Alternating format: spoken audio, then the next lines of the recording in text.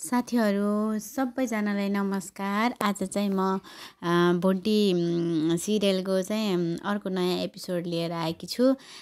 यसमा चाहिँ यो भूमिकाको बोयफ्रेन्डले भूमिकालाई चाहिँ जबरजस्ती गरेको र ढोकामा आएर चाहिँ बियोस अवस्थामा पल्टिन्। त्यसपछि सबैजनाले उठाउनु भयो।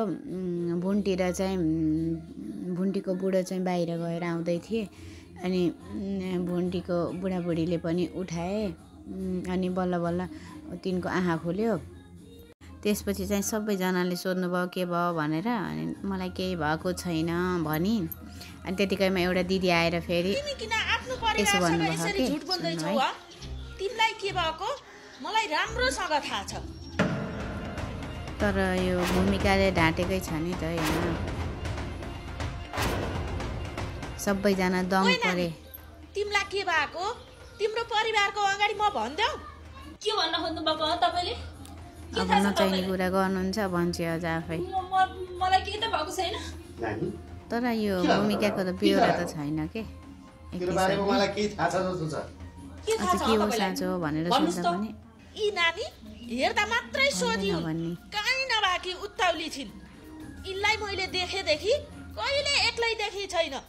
कहिले केटासँग बाइकमा मस्किँदै हिँडेकी हुन्छन्, कहिले पार्कमा गएर मस्केकी हुन्छन्, कहिले केटाकै घरभित्र गएर घरबाट बाहिर निस्केको देख्छु। मलाई त्यस्तो अनि सबै कुरा यो दिदीले थाहा रहेछ, सबै कुरा भन्नुभयो। आवश्यक थिएन। अनि तर उसले चाहिँ होइन जो भनेर जित्यो भूमिकाले। आफ्नो छोरीको साथीको लाज पनि लागेर होला नि बडा। इनलाई मैले नजर लगाइराखेकी थिएँ। त्यसको बेहोरा अनुसार त उसले राम्रै सजाय पाक्यो। हेर नानी, तर पनि एउटा महिला भएर सोच्दा चाहिँ अब माया गरेको मान्छेले धोका चाहिँ दियो नराम्रो तरिकाले। कुकुरलाई पनि आउँछ पैसा आयो भन्दैमा बिग्रेर हिँड्नु हुँदैन। आफ्ना बाउ आमा दाजु भाइको इज्जतको पनि ख्याल गर्नुपर्छ।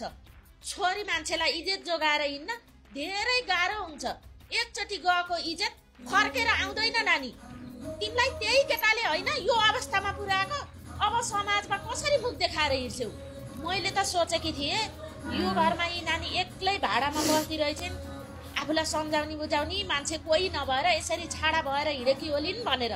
तर यस्ता दाई हुनुहुँदो रहेछ, भाउजूहरू हुनुहुँदो रहेछ। एउटी भाकी बहिनीलाई तपाईँहरूले सम्झाउन सक्नुहुन्न? हेर्नुहोस् त, तपाईँहरूले छाडा छोडिदिएर नै यस्तो भयो भन्दै अनि यो दिदी चाहिँ जानुहुन्छ। यो दिदी गएपछि चाहिँ यो जेठी भाउजूले अनि भुन्टीले के भयो हामी छौँ भन्नुहोस् भन्दा पनि केही भएको होइन भन्देर अनि कुरा टेमल्छे। अनि फेरि जेठी भाउजूले तिमीले सम्झाऊ है भनेर माथि जान्छे। अनि फेरि भूमिका नि माथि सुत्छु भनेर जान्छे। दाइहरू पनि सबै जान्छन्। अनि फेरि त्यसपछि कोठामा गएपछि भुन्टीले चाहिँ सबै कुरा भन्नु के भयो नानी भनेर राम्रोसँग सम्झाएर भन्छे। त्यसपछि चाहिँ भूमिकाले सबै कुरा भाउजूलाई भन्छ के त्यो केटाले गरेको हरकतहरू। त्यस्तो गरे भाउजू, तर यो कुरा तपाईँले कसैलाई नभन्नु है। यसै पनि मेरो सबतिर बदनाम भइसकेको छ। फेरि यो कुरा पनि बाहिर हल्ला भयो भनेदेखि म त मुर्द्याएर हिँड्न लायक हुन्न भाउजू। मर्नु बाहेक अरू केही अप्सन हुँदैन। त्यही भएर प्लिज भाउजू, झन् यो कुरा ठुलाई र भाउजूले पनि थाहा पाउनु भयो भनेदेखि मार्नुहुन्छ। कसैलाई नभन्नु है भाउजू। कस्तो कुरा हार्नुभएको नन्नु पनि यस्तो कुरा लुकाएर राखेर अनि त्यो अपराधीलाई उकाएर हुन्न का? तपाईँलाई मैले भनेकै थिएँ, पत्र विश्वास गर्नुभयो। कति माया छ भन्नु, तर हेर्नु त अहिले के हो। भूमिकाले चाहिँ अब कसैलाई नभन्ने भाउजू भनेर भनेकी हुन्छन् यो बोयफ्रेन्डले त्यस्तो गरेको कुरा। तर भुन्टीले चाहिँ सबैलाई भन्नुपर्छ भनेर सम्झाउँछन्। अनि मैले गएर दाइलाई भन्छु भनेर दाइलाई भन्न जान्छन्। दाइ चाहिँ टोलाएर बसेका हुन्छन्। अनि सबै कुरा भोन्टीले भनेपछि चाहिँ अब उनीहरू त्यो केटाको घर जाने भन्ने प्लान गराएका हुन्छन्। त्यसपछि अब दुईजना चाहिँ